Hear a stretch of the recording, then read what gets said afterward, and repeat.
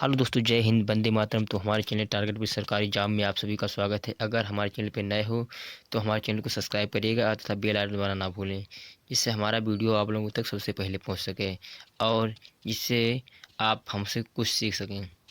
तो आज हम आपके लिए सेशन के लाए हैं जो जीन पियाजे की संज्ञानात्मक सिद्धांत से संबंधित अति महत्वपूर्ण प्रश्न, जितने भी क्वेश्चन जीन पियाजे के अंतर्गत बन रहे हैं उतने के बारे में सारा डिस्कस करेंगे। तो आओ चलते हैं, देखते हैं। प्रश्न नंबर 1, पियाजे के सिद्धांत को किस नाम से जाना जाता है? तो जो पियाजे का सिद्धांत है उसे और किस नाम से जानते हैं, किस नाम से हम जानते हैं? तो वो हम विकास अवस्था, जीन पियाजे के सिद्धांत को और किस नाम से जाना जाता है? तो विकास अवस्था सिद्धांत। कंफ्यूज मत हो जाना वहाँ पे, क्योंकि पूछा जाए और ए भी ऑप्शन हो तो इसको भूल जाएं, तो ऐसा ना करें। आप बिल्कुल सही पे निशान लगा के आएँ, जिससे आपका आंसर सही जाए और आपका मार्क्स ना कटे। नेक्स्ट,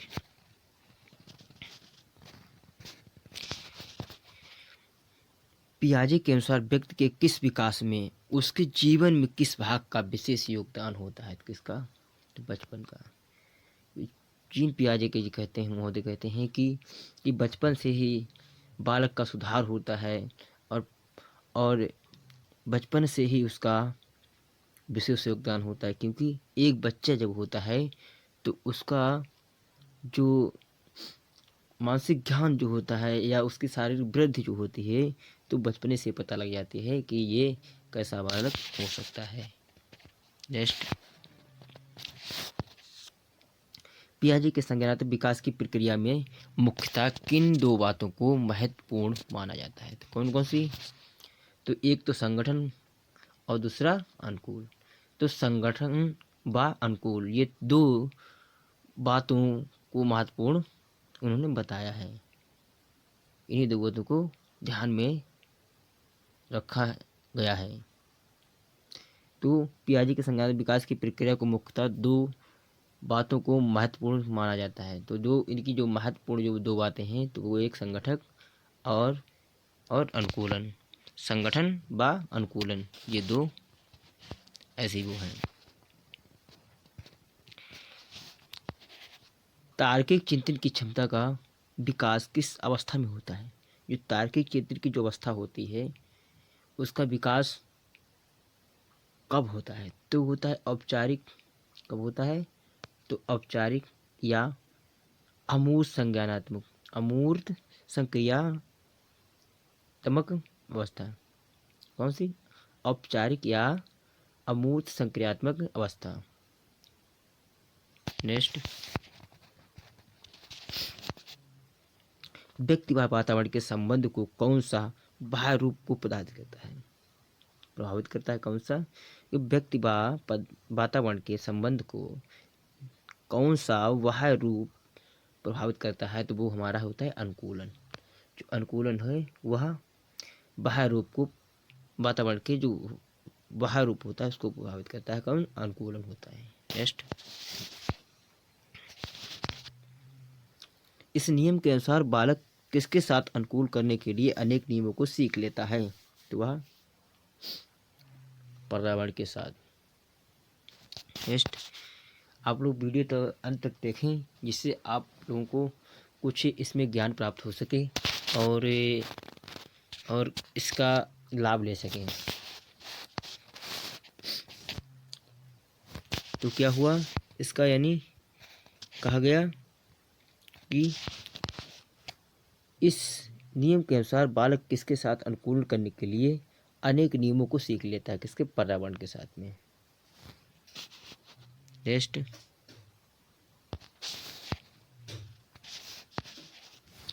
समस्या समाधान की क्षमता का विकास किस अवस्था में होता है? जो समस्या का समाधान की क्षमता का जो विकास होता है तो किस अवस्था में होता है? तो वह हमारी अमूर्त, औपचारिक, संज्ञानात्मक या संघ क्रियात्मक अवस्था। कौन सी? कि अमूर्त, औपचारिक, संघात्मक क्रियात्मक या संघ क्रियात्मक अवस्था, ये जो होती है इसमें समस्या समाधान की का विकास होता है। नेक्स्ट, जीन पियाजे महोदय का जन्म कब हुआ था? तो जीन पियाजे का जन्म 9 अगस्त 1996 में हुआ था। 9 अगस्त 1996 में कहाँ हुआ था? तो स्विट्जरलैंड में। कहाँ? स्विट्जरलैंड में हुआ था। नेक्स्ट,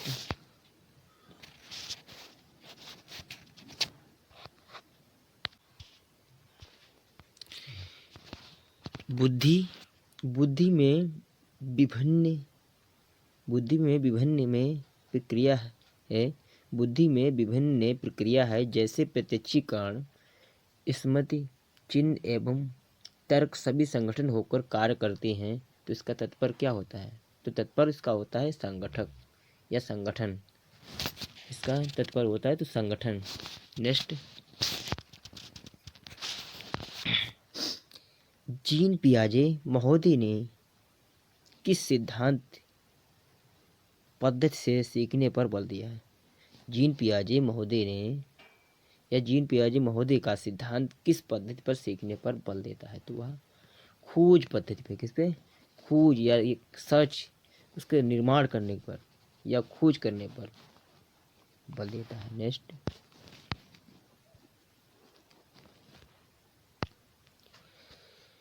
पियाजे के अनुसार 10 वर्ष या उससे बड़े उम्र के बच्चे पियाजे के अनुसार 10 वर्ष या उससे बड़े उम्र के बच्चे किस प्रकार की नैतिकता प्रदर्शित करते हैं? किसकी? तो वह कौन सी नैतिकता प्रदर्शित करते हैं? तो स्वतंत्रता आधारित नैतिकता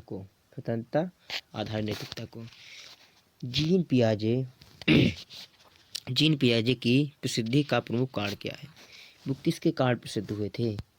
तो उनका प्रसिद्धि का जो कारण है तो वह बाल विकास पर किए गए कार्य, जो बाल विकास पर किए गए कार्य पर वो प्रसिद्ध हुए थे। नेक्स्ट, पूर्व संक्रिया अवस्था में प्रकट होने वाले लक्षण को कितने प्रकार में विभाजित किया उन्होंने? तो कितने प्रकार में विभाजित किया है? तो पहला तो यह गया पूर्व प्रत्यात्मक काल, जो 2 से 4 वर्ष तक होता है। दूसरा, अंत प्रत्यात्मक काल, जो काल होता है वो कितने वर्ष से होते हैं? वो 4 वर्ष से और 7 वर्ष तक होता है। नेक्स्ट, संवेदी पेशी अवस्था को कितने भागों में बांटा गया है? संवेदी पेशी अवस्था को कितने भागों में बांटा गया है? वह तो संवेदी पेशी अवस्था को 6 भागों में बांटा। कितने? पेशी अवस्था को 6 भागों में बांटा। कौन से? तो पहला क्रियावस्था, दूसरा प्रमुख वित्तीय अनुक्रियाओं की अवस्था, तीसरा जो हमारा है गौड़ वृत्तीय अनुक्रियाओं की अवस्था, और चौथा हमारा रहा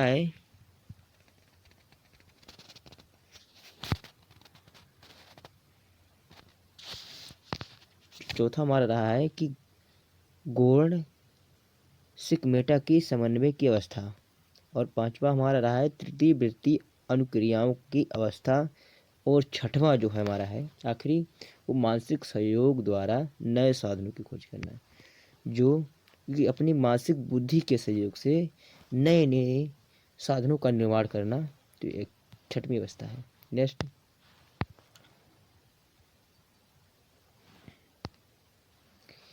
जीन पियाजे ने किस उम्र के बच्चे का अवलोकन और साक्षात्कार किया था? जो जीन पियाजे महोदय थे ना, उन्होंने कितने वर्ष के या कितने उम्र के बच्चे का अवलोकन और साक्षात्कार किया था? तो वो हमारे 4 से 12 के बीच के बच्चे का, या 4 से 12 वर्ष तक के बच्चे तक। नेक्स्ट, संज्ञानात्मक विकास की कितनी अवस्थाएं होती हैं? संज्ञानात्मक विकास की अवस्थाएं तो 4 होती हैं। नेक्स्ट, बाह्य सत्ता के आधार पर नैतिक चिंतन करने वाले बच्चे की किस धारणा को विश्वास करते हैं? तो वह तुरंत न्याय। जो बाह्य सत्ता के लिए जो आधार पर नैतिक चिंतन करने के लिए पहले बच्चे किस धारणा पर विश्वास करते हैं, वो तुरंत न्याय पर विश्वास करते हैं। नेक्स्ट, संगठन व्यक्ति एवं वातावरण के संबंध को किस प्रकार से प्रभावित करता है। जो संगठन होता है वो व्यक्ति एवं वातावरण के संबंध को किस प्रकार जो प्रभावित करता है, तो वह आंतरिक रूप से कि अंदरी। नेक्स्ट, जीन पियाजे महोदय कौन थे। तो जीन पियाजे महोदय एक स्विट्जरलैंड की एक मनोवैज्ञानिक चिकित्सक थे। स्विट्जरलैंड के एक मनोवैज्ञानिक चिकित्सक थे। नेक्स्ट, पियाजे का संज्ञानात्मक सिद्धांत किससे संबंधी है। जो पियाजे का संज्ञानात्मक सिद्धांत है वो किससे संबंधी है, तो मानव की प्रकृति एवं उसके विकास पर। मानव बुद्धि की प्रकृति एवं उसके विकास से। नेक्स्ट, यह सिद्धांत किसकी प्रकृति के बारे में बतलाता है। जो यह सिद्धांत है तो किस प्रकृति के बारे में बताता है। संज्ञानात्मक विकास जो सिद्धांत है ये किसके बारे में बताता है, यही प्रश्न पूछा गया है कि यह सिद्धांत किसकी प्रकृति के बारे में बतलाता है, तो वह ज्ञान ज्ञान की कैसे प्राप्त व उपयोग होता है। ज्ञान की इन्होंने प्रकृति के बारे में बतलाता है, तो ज्ञान के बारे में बतलाता है, तो इसमें कैसे प्राप्त ज्ञान होता है, कैसे इसका उपयोग किया जाता है। नेक्स्ट, जीन पियाजे ने कौन सा सिद्धांत दिया था। जो हमारे जीन पियाजे महोदय थे उन्होंने कौन सा सिद्धांत दिया था, तो वो संज्ञानात्मक विकास का सिद्धांत इन्होंने सिद्धांत दिया। नेक्स्ट, संज्ञानात्मक विकास की कौन कौन सी अवस्थाएं होती हैं, तो वह ए संवेदी पेशी अवस्था जो 0 से 2 वर्ष तक मानी जाती है। संवेदी पेशी अवस्था जो होती है 0 से 2 वर्ष मानी जाती है। फिर पूर्व क्रियात्मक अवस्था जो 2 से 7 वर्ष तक मानी जाती है। और पूर्व अमूर्त संक्रात्मक यानी कोक्रेट ऑपरेशन तो 7 से यह 11 तक मनाया जाता है। 7 से 11 वर्ष तक। और मूर्त संक्रात्मक जो मूर्त संक्रात्मक होती है वो 11 वर्ष से और 18 वर्ष तक माना जाता है। नेक्स्ट,